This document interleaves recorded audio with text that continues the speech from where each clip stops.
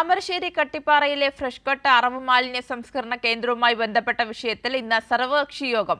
ജില്ലാ കളക്ടർ വിളിച്ചു ചേർത്ത യോഗത്തിൽ സമരസമിതി പ്രതിനിധികളും രാഷ്ട്രീയ പാർട്ടി പ്രതിനിധികളും ഉൾപ്പെടെ പങ്കെടുക്കും. അതേസമയം താമരശ്ശേരിയിൽ വ്യാപാരികൾ എന്ന കടകളടച്ച് പ്രതിഷേധിക്കും.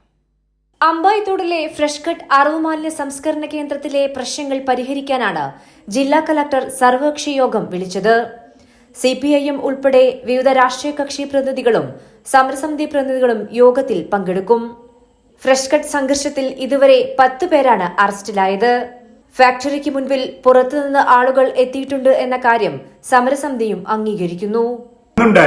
ഞങ്ങൾക്കറിയില്ല, ഇവരുണ്ടാക്കിച്ച ശത്രുതയുടെ പേരിൽ ഒരുപാട് ആളുകൾ പുറത്തുനിന്ന് വന്നവരുണ്ടാവാം. ഇത് സാമൂഹ്യ വിരുദ്ധരാരെങ്കിലും വന്ന് കയറിയോ ഇവരുടെ ഗുണ്ടകള് അത് അന്വേഷിക്കണം. ഒരുപാട് CCTVകൾ അവിടെ ഉണ്ട്. ആ CCTV ഒക്കെ നോക്കി ആരോ ചെയ്തിട്ടുള്ളവരൊക്കെ തന്നെ അത് പോലീസ് പിടിക്കുകയും അതിന് നടപടിയെടുക്കുകയും ചെയ്യുന്നതിന് സമരസമിതിക്ക് യാതൊരു ബുദ്ധിമുട്ടുമില്ല. സർവകക്ഷി യോഗത്തിന് മുൻപ് മാലിന്യ സംസ്കരണ കേന്ദ്രം സന്ദർശിച്ച് റിപ്പോർട്ട് സമർപ്പിക്കാൻ ശുചിത്വ മിഷൻ മലിനീകരണ നിയന്ത്രണ ബോർഡ് ഉദ്യോഗസ്ഥർക്ക് ജില്ലാ കളക്ടർ നിർദ്ദേശം നൽകിയിരുന്നു. ഇവർ സമർപ്പിക്കുന്ന റിപ്പോർട്ടിലെ കാര്യങ്ങളും സർവകക്ഷി യോഗത്തിൽ ചർച്ചയാകും. കൈരളി ന്യൂസ്, കോഴിക്കോട്.